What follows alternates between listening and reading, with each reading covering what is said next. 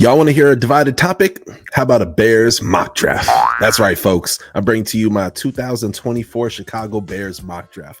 Now, the first one did so well in numbers. So many people showed up, agreed, disagreed, loved it, hated it, that I had to do another one. If you're familiar with this channel, I cover all 32 NFL teams. And welcome to Touchdown with Doug Smith. Let's jump in it with my first pick of the draft. Now, stay to the end because I'm going to say why I chose everybody on this list and the importance and the significance behind it. Now, if you watched the last one, spoiler alert, I had the Bears actually keeping Justin Fields and going back-to-back receivers. Oh, man, it was cold, and people loved it. But the Bears may be Chicago Bears when it comes to Chicago Bear type decisions. And I have a feeling they're going to move on from Justin Fields, man. It's looking that way. That being said, Jayden Daniels, I almost said Jayden Fields. Jayden Daniels, guys, check this out. 40 touchdowns, 4 interceptions with a QBR rating of 95.6. Granted, he had a very good O-line. He's a pocket quarterback who can also dust people with his running skills as well, too. Check this out, man. He had 3,812 yards. Longest play was 86 yards. I mean, this guy was unstoppable. He was virtually unstoppable, which led him to ultimately winning the Heisman. Coming out of originally from San Bernardino, California, man, this guy is going to have so much to offer. He had a 5-year college football career. And I also want to mention he ran for 1,134 yards. Guys, he could potentially be the next Lamar Jackson. If you look and you compare that tape to Justin Fields' tape, it's a no-brainer. In my opinion, my two favorite quarterbacks are actually Jayden Daniels and Michael Penix. I love Caleb Williams, but there's some character, I don't want to say character issues, but there's just a lot of questions about him. There shouldn't be no questions because obviously this coaching staff has shown that they don't know what they're doing. But take the best quarterback. And when it comes to NFL Combine, I don't think it's going to be any question. Jayden Daniels is your guy. Moving on. Rome Odunze. Okay. Rome. When in Rome. My goodness, guys. He's all man. 6'3", 215 pounds, 1,640 yards, and 13 touchdowns. Man, if you can't say amen, say ouch. Matter of fact, his stats are so good, he could have went pro in 2022 with his 1,100 yards and 7 touchdowns. That's still pretty good. He had 13 touchdowns. I mean, this guy was one of the 3 reasons that the Washington Huskies went to the national championship. Now, unfortunately, they did not follow through and win the big one. But Rome Odunze, you're building that receiver core.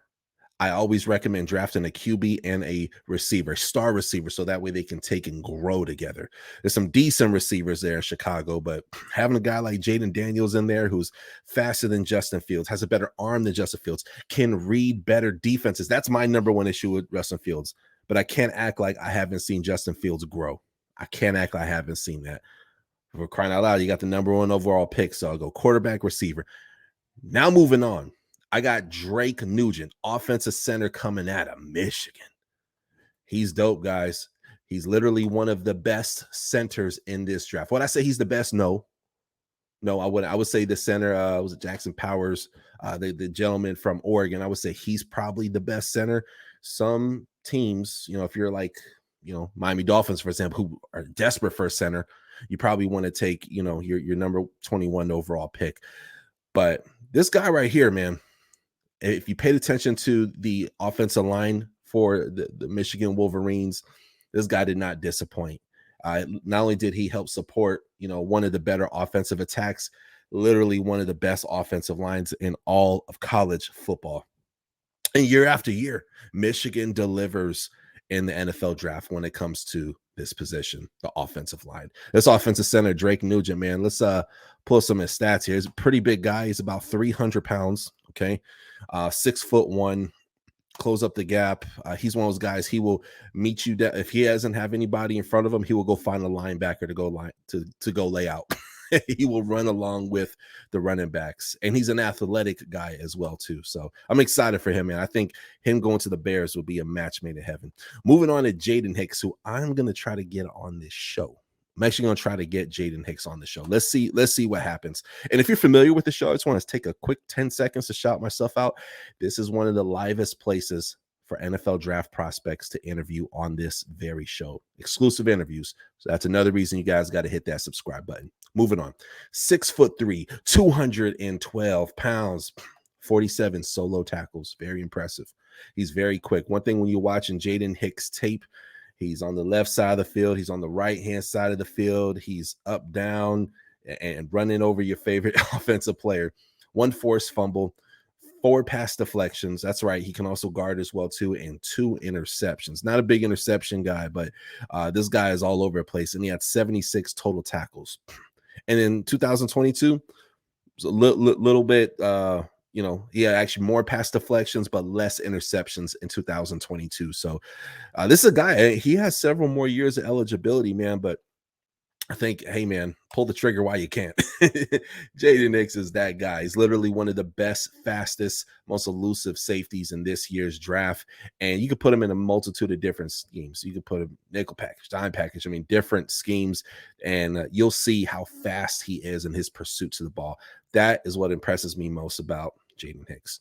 Then another guy. And we got 4 people in this draft with names begin with J. Jaylen Green. Now, if you get a chance, go watch that interview with Jaylen Green, guys. Now, he got injured towards the end of the season. He's looking to be fully healthy by the start of the next NFL season, which is good. Now, if you're not familiar with James Madison football, I would go watch some of the highlights. Dude, they are all that in a bag of chips. They're great. Jaylen Green is a reason for that. Guys, in 9 games, he had 15.5 sacks. In 9 games. This guy, he's everywhere, man. He's a great open field tackler. It's very hard to take and stop this guy. He's went up against some of the best offensive tackles, some of the best offensive lineman talent. Now, unfortunately, the stock's probably going a little down, so he's going to slide. Otherwise, Jaylen Green is a second-round pick. Easy second-round pick. But because he's come from James Madison, had that little injury. But this is a guy you want on your team. This is a guy who's going to make a lot of noise, cause a lot of pandemonium. And James Madison going to be represented because they have about 2 or 3 guys on this D-line alone who are going to be causing some havoc. So having an edge rusher like him, he can line up in the 3-4, the 4-3, different types of defensive schemes. You want him on your team. Also want to mention he had 2 forced fumbles. He had 1 interception that he ultimately made into pick 6, man. That's amazing. That is amazing. So 24 total tackles, 50 total tackles. Dude is a baller. He had a kind of a quiet start to his college career, 2019. Then we had, the COVID year, then 2021. And then, man, the last 2 years he has been balling. So he's shown up to prominence, man, and this is the time for him to be in the NFL. I'm excited for him. And if he goes to a place like the Bears, man, the fan base will adore a guy like Jaylen Green. So check out that interview. I've had him on the show. I know him personally. The dude is super dope, very down-to-earth guy, and not swayed by success. Oftentimes, I want to say this isn't Madden, where you just draft a guy and it just works out that way. That's not reality, y'all. We bring a guy like that, who's hungry like that, who's motivated like that, and then when you give him praise, it's like he don't even care. This is Jaylen Green is that guy. So one of my favorite edge rushers in this year's draft. I'm a fan. Moving on, another receiver.